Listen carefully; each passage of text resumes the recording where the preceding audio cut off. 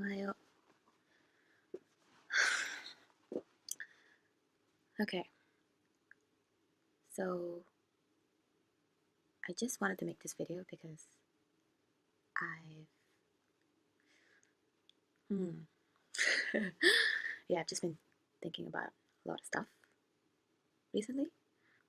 Well, last night to be more precise, but and it's actually a particular something that I slept well, but just kept me awake for a little bit during the night. And it relates to, I was just wondering, why is it that people read books like personal development books or even watching motivational videos online, like things that would help them, right? Why is it that, I don't know, this is just a personal opinion, but I feel like a lot of people, they don't, um, they don't use the knowledge or the data that they're collecting. It's like, are they watching it for purely stimulation purposes? Because that wouldn't make sense either, right? There are so many other things that you can turn to for stimulation nowadays. That takes up way less time. So why is it that they're doing it if they're not changing even a little bit after that? Maybe they would change a little bit, but the thing is, I tend to notice, like even with my videos, I feel like it's like I've kind of lost motivation to keep editing, which is why I said in my last video I find it very tedious to edit my videos. It's because I feel like it's useless, it's pointless. And the purpose of me doing it in the first place was because I thought it would help people. But yeah, it doesn't seem like people want the help. Or, their whys, their aim of reading all these books or exposing themselves to materials that will actually help them, they don't actually want that help. Which left me wondering, why are they doing it, right? Why do people attend?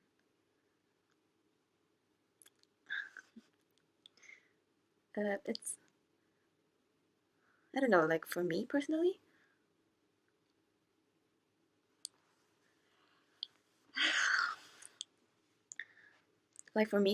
I when I read a non-fiction book,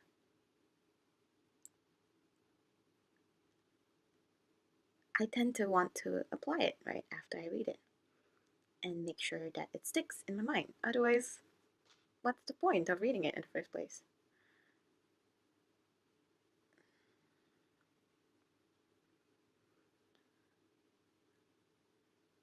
It's like when I read, the difference is when I read a fiction book. Yeah, I find that sometimes when I read, okay, for example, I hoarded Murakami books for a while last year after I found out I really liked a few of his earlier books. I kind of, yeah, went on a crazy shopping spree, like book spree online, and bought like a whole bunch of his books, a whole bunch of his other books. And the thing is, I tried getting into one of the books that I haven't touched since last year, and I just couldn't bring myself to finish it. Like I just lost interest halfway. And I thought at that time that, what's wrong with me? Do I have like ADHD or something? Which is why I can't focus on one single interest at a time. It's like I have to, it's like my mind is everywhere. People can say that about me. Like, yeah, yeah, now think about what people think about me or have told me, what their impressions of me are, which is usually fickle minded and, yeah, like a scatterbrain. So, yeah, I would think back to those thoughts and start to wonder if I'm just designed this way, right? Like, is this my flaw that will, I don't know, that I can't motivate myself to stay on one course? But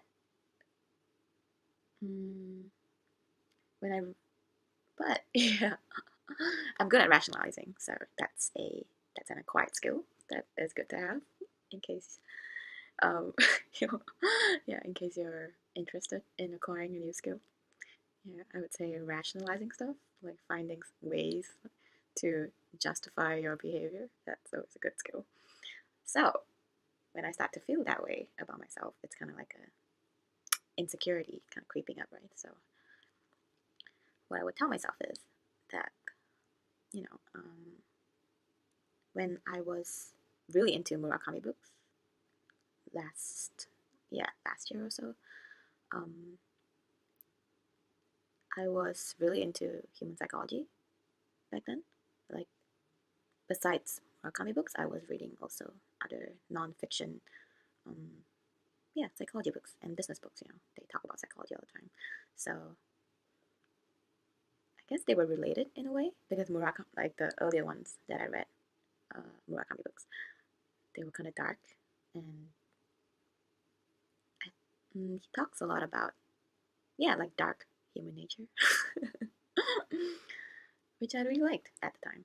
Like, it was relatable to what I was also interested in at the time.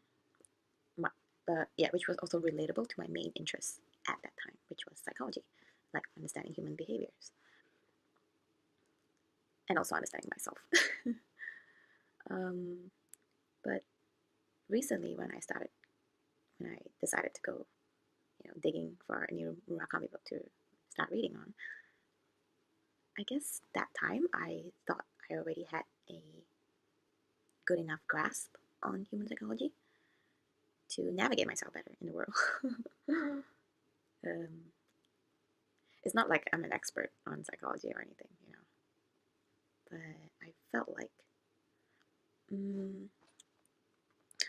for example, if I meet a psychologist, right, by chance, and he starts telling me about, his field of studies or his researches, or just talk about anything, about psychology, I'm, yeah, I think I would be able to understand him with my with my foundation of human psychology.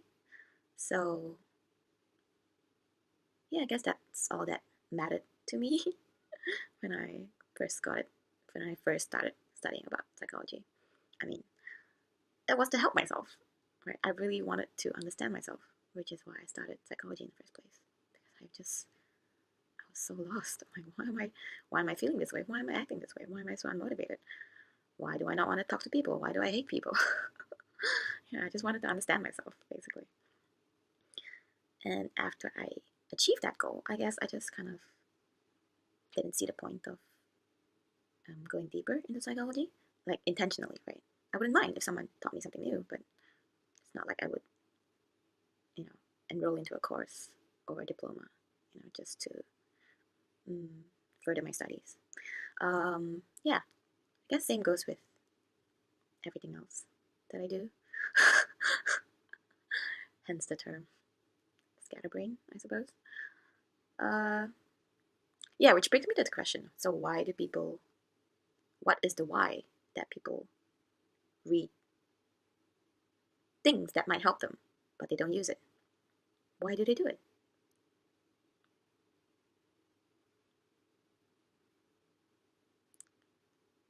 I don't know. But yeah, if you know the answer, or if you're even watching this, would appreciate it if you could fill me in on your insights on this topic or question. Yeah. In the meantime, I'm probably gonna film more videos like this of just me talking to you. Yeah, I feel it's more, yeah, to be honest, like all the previous videos have been kind of scripted. Like I typed out a script beforehand and I was kind of reading it off the screen. And I didn't really like that. Felt it wasn't fake, right?